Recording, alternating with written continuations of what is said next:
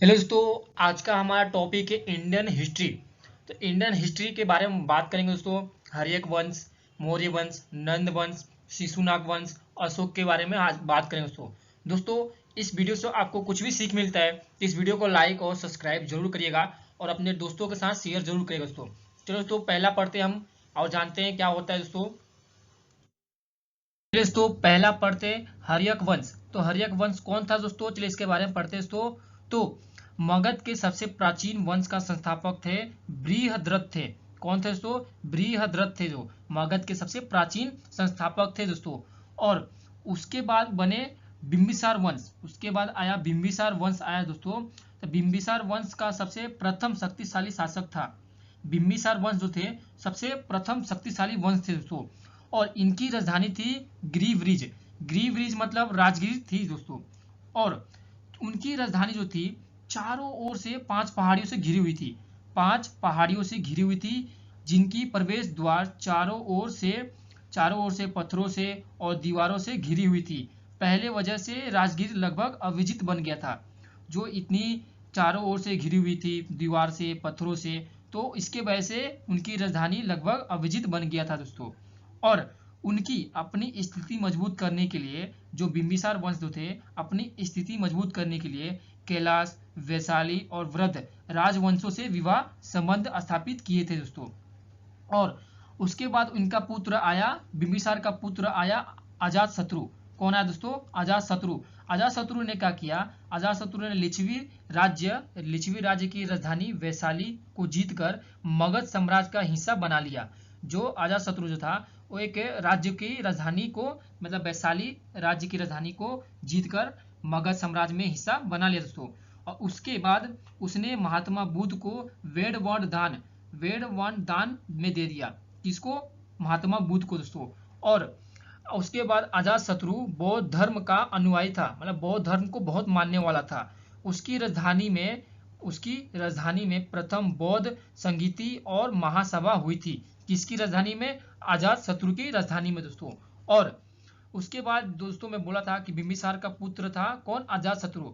इसने अजात शत्रु ने क्या किया था? अपने बिंबिसार पिता को मारकर, मतलब हत्या कर कर सिंहासन प्राप्त किया था। कब? मतलब से अपने पिता को मारकर अजात शत्रु ने सिंहासन प्राप्त किया था दोस्तों। चलिए दोस्तों और पढ़ते इसके बारे में हम।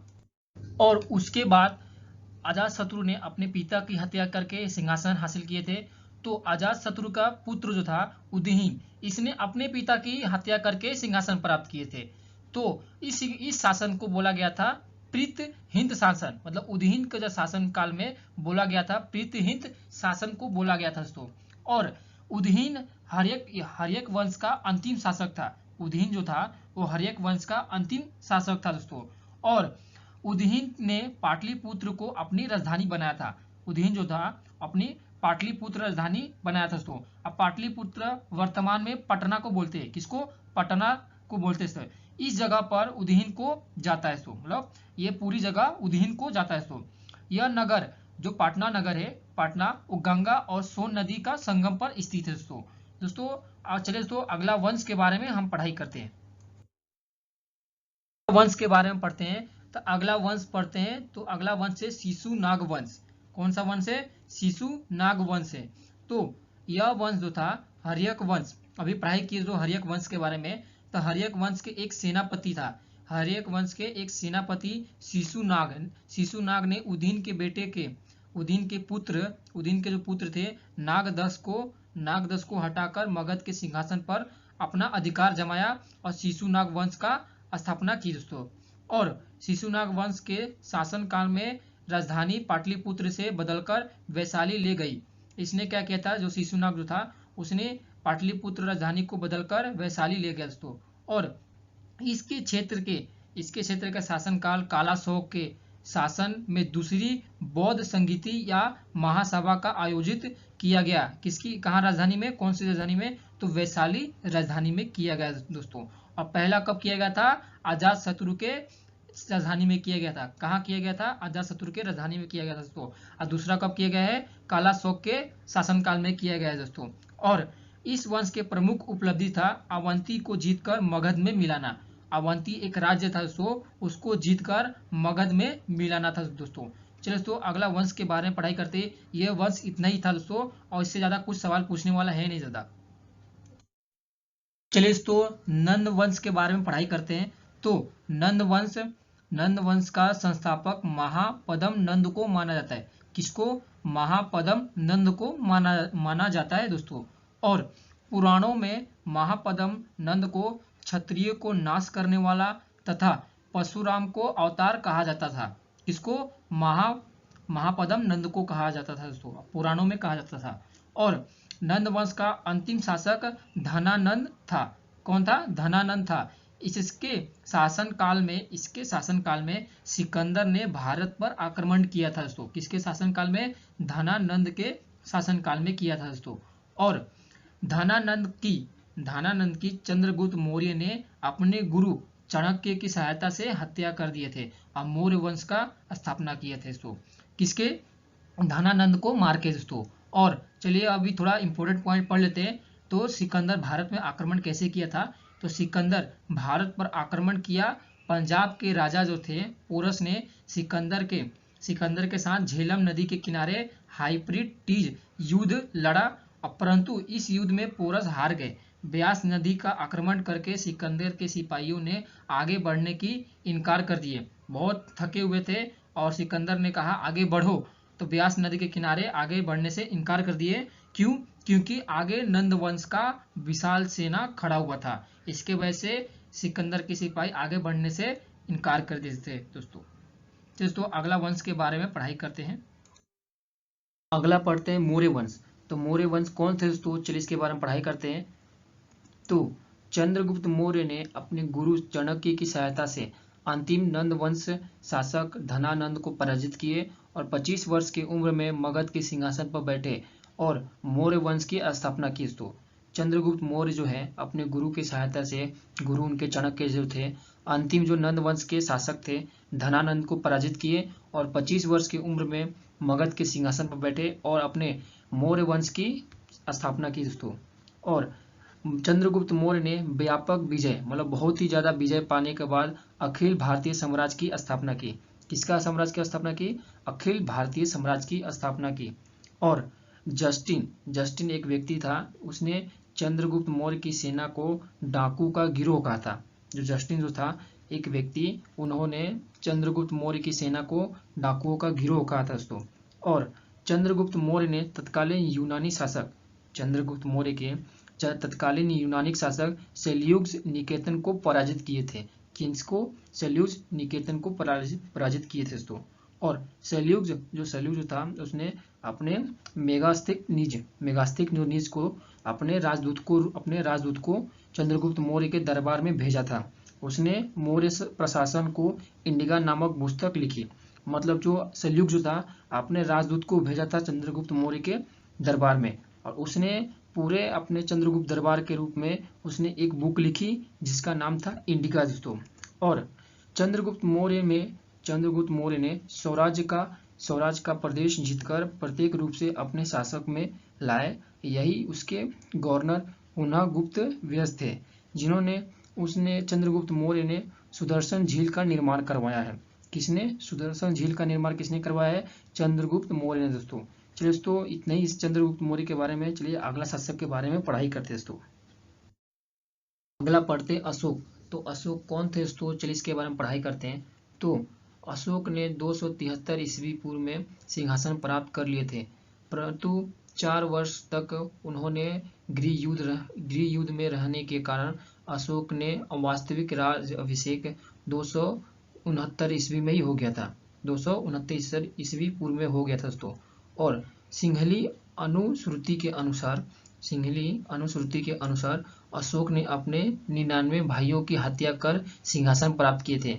अशोक जो थे उन्होंने अपना सिंहासन 99 भाइयों को मारकर प्राप्त किए थे दोस्तों। और अपने राज अभिषेक के 8वें वर्ष के बाद 261 ईस्वी पूर्व में अशोक ने कलिंग पर आक्रमण किया और उसे जीत लिया। कलिंग राज्य था एक, उस पर आक्रमण किए और जीत लिया दोस्तों। और 13वें 13वें शिलालेख के अनुसार कलिंग में बहुत व्यापक नरसंहार ने अशोक को विचलित कर दिया। मतलब कलिंग के युद्ध में बहुत ही खून खराबा बहुत ही अधिक मात्रा में हुआ दोस्तों, और ये अशोक को विचलित कर दिया, जिसके परिणाम स्वरूप उन्होंने क्या किया, अशोक ने शिक्षा का प्राप्त किए और बौद्ध धर्म स्वीकार कर धर्म के जाति पर धर्म के अन्याय पर अपने राह पकड़ लिए दोस्तों। और अशोक ने सांची सूत्र का निर्माण करवाया है। अशोक ने सांची का सूत्र का निर्माण करवाया है दोस्तों। और अशोक ने बौद्ध धर्म का प्रचार के लिए अपने पुत्र महेंद्र तथा पुत्री संघमित्रा को श्रीलंका भेजे थे। दोस्तों ये पॉइंट ध्यान रखिएगा, अशोक ने बौद्ध धर्म का प्रचार के लिए अपने पुत्र महेंद्र को और पुत्री संघमित्रा को श्रीलंका भेजे थे दोस्तों। और अशोक ने बराबर गया जिला में पहाड़ी आजीवक संप्रदाय के अनुयायी को लिए निवास के लिए गुफा बनवाया है। किसने? अशोक ने बनवाया दोस्तों। किसके लिए? आजीवक संप्रदाय के अनुयायियों के लिए इन्होंने निवास के लिए गुफा का निर्माण करवाया दोस्तों। और मास्की, गुर्जरा, नेतुर, उदगोलम, इन सब लिखों में मतलब शिवालिखम में उनका नाम अशोक मिलता है, जबकि पुराणों में अशोक वर्धन कहा जाता था। जबकि पुराणों में अशोक को अशोक वर्धन कहा जाता था दोस्तों। और अशोक ने प्रथम पृथक शिवलेखम में घोषणा की, सभी मनुष्य मेरे संतान है। अशोक ने क्या कहा कि प्रथम पृथक शिवलेखम में घोषणा की है कि सभी मनुष्य मेरे संतान है दोस्तों। यही थे अशोक के बारे में इनकी कहानी दोस्तों। जितना आपको पॉइंट समझ में आता है दोस्तों बहुत ही अच्छा है दोस्तों, आपको परीक्षा में जरूर काम आएगा। चलिए अगला पढ़ते हैं दोस्तों। अगला पढ़ते हैं गुप्त वंश। तो गुप्त वंश कौन थे दोस्तों? चलिए इसके बारे में पढ़ाई करते हैं। तो गुप्त वंश की स्थापना श्री गुप्त ने किया था। गुप्त वंश की स्थापना श्री गुप्त ने किया था दोस्तों। 275 ईसा पूर्व से लेकर 300 ईसा पूर्व ने किए थे, इनको अपना स्थापना किए थे दोस्तों। और इसका दूसरा शासक था घटोत्कच। कौन था? घटोत्कच इसका दूसरा शासक था गुप्त वंश का। इसका शासन काल था 300 ईसा पूर्व से लेकर 320 ईसा पूर्व तक था दोस्तों। और गुप्त वंश के बारे में पढ़ते हैं दोस्तों कि कौन कौन गुप्त वंश के अगला शासक बने थे दोस्तों। तो 5 शासक बने थे। कौन कौन से? चलिए पढ़ते हैं दोस्तों। तो पहला था चंद्रगुप्त प्रथम। कौन था पहला? चंद्रगुप्त प्रथम के बारे में पढ़ाई करेंगे। और दूसरा था समुद्रगुप्त दोस्तों। और तीसरा था चंद्रगुप्त द्वितीय था और विक्रम आदित्य के नाम से जाना था दोस्तों। और चौथा पढ़ेंगे कुमारगुप्त दोस्तों, कुमारगुप्त प्रथम। और पांचवा था सिकंदर गुप्त। कौन था? सिकंदर गुप्त। चलिए तो पहला पढ़ते हैं चंद्रगुप्त प्रथम के बारे में पढ़ाई करते हैं। पहला पढ़ते चंद्रगुप्त प्रथम। तो चंद्रगुप्त प्रथम कौन थे दोस्तों? चलिए इसके बारे में पढ़ाई करते हैं। तो गुप्त अभिलेखों से ज्ञात होता है, जो गुप्त काल के इनको अभिलेखों से ज्ञात होता है दोस्तों कि चंद्रगुप्त प्रथम की गुप्त वंश का प्रथम स्वतंत्र शासक था। जो चंद्रगुप्त प्रथम जो थे वो प्रथम स्वतंत्र शासक थे, जिसका उपाधि महाराजा धीरराज की थी। महाराजा धीरराज की थी दोस्तों। और चंद्रगुप्त प्रथम ने गुप्त सावंत की स्थापना 320 ईस्वी में किए थे दोस्तों। चंद्रगुप्त जो प्रथम जो थे गुप्त सावंत की स्थापना किए थे 319 से लेकर 320 की स्थिति में किए थे दोस्तों। और चंद्रगुप्त प्रथम ने लिच्छवी राजकुमारी, लिच्छवी की एक राज्य थी, उसकी राजकुमारी कुमारी देवी के साथ विवाह किए, जिससे चंद्रगुप्त प्रथम की ताकत में वृद्धि हुई। और इनके बाद आया इनका बेटा समुद्रगुप्त। चंद्रगुप्त का प्रथम के बेटा आया था समुद्रगुप्त दोस्तों। और चंद्रगुप्त प्रथम के बाद इनका बेटा समुद्रगुप्त शासन किया था दोस्तों।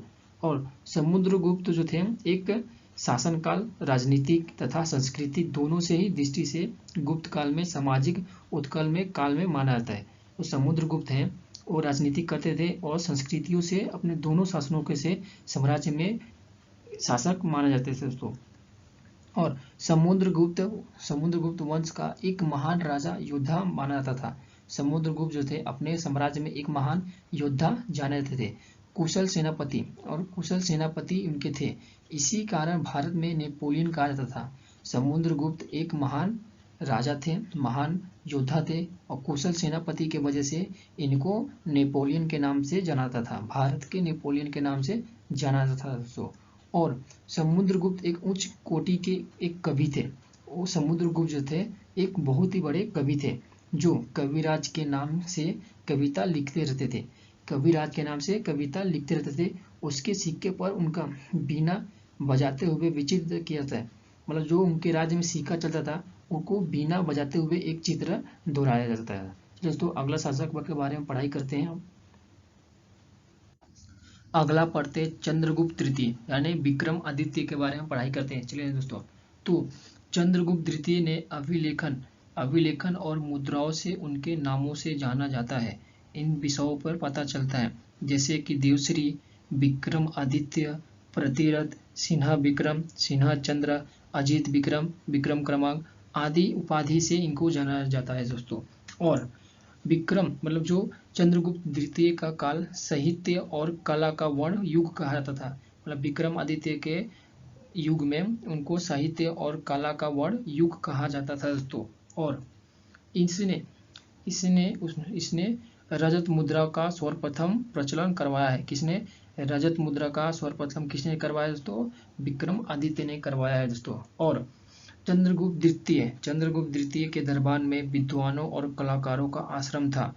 उनके दरबार में 9 रत्न थे। कौन कौन थे? कालिदास थे, धन्वंतरी थे, छपक थे, अमर सिंह थे, शंकु थे, बेताल भट्ट थे, घटक परंग थे, वारहिम थे और वरुण रुचि थे। कौन कौन थे? 9 रत्न थे और कालिदास थे। अगर दोस्तों ये बहुत ही महत्वपूर्ण पॉइंट है, इसको ध्यान में रखिएगा दोस्तों। और चंद्रगुप्त द्वितीय के शासनकाल में चीनी यात्री फराहान भारत आया था और उसने मध्य प्रदेश राज्य को ब्राह्मणों का देश कहा था। कौन से राज्य को? मध्य प्रदेश राज्य को दोस्तों। चलिए दोस्तों अगला शासक के बारे में पढ़ाई करते हैं। अगला पढ़ते हैं कुमारगुप्त। तो कुमारगुप्त कौन थे दोस्तों? चलिए इसके बारे में पढ़ाई करते हैं। तो दोस्तों गुप्त वंशों में सार्वजनिक अभिलेखन कुमारगुप्त से प्राप्त है। कुमारगुप्त को ही प्राप्त हुआ है दोस्तों। और कुमारगुप्त प्रथम के अधिक से अधिक संख्या में मयूर आकृति की रजक मुद्रा प्रचलित की गई थी। किसके? कुमारगुप्त में दोस्तों। और कुमारगुप्त प्रथम के शासन काल में नालंदा विश्वविद्यालय की स्थापना की गई थी, जिसे ऑक्सफोर्ड ऑफ द मयान बौद्ध कहा जाता है। किसको? कुमारगुप्त को दोस्तों। और कुमारगुप्त से सिक्के का पता चलता है कि उसका अश्वमेध यज्ञ किया गया है। कुमारगुप्त के सिक्के से पता चलता है कि उसे अश्वमेध यज्ञ किया गया है दोस्तों। चलिए दोस्तों अगला शासक के बारे में पढ़ाई करते हैं। अगला पढ़ते हैं सिकंदर गुप्त। तो सिकंदर गुप्त कौन था दोस्तों? चलिए इसके बारे में पढ़ाई करते हैं। तो सिकंदर गुप्त था वो अंतिम शासक था। सिकंदर गुप्त वंश का अंतिम शासक था दोस्तों। और हुण जो था एक राजा था। हुण गुप्त साम्राज्य पर आक्रमण किया, मतलब सिकंदर पर आक्रमण किया दोस्तों। और महत्वपूर्ण घटक था कि जो मध्य एशिया के खनावा का लोग थे दोस्तों।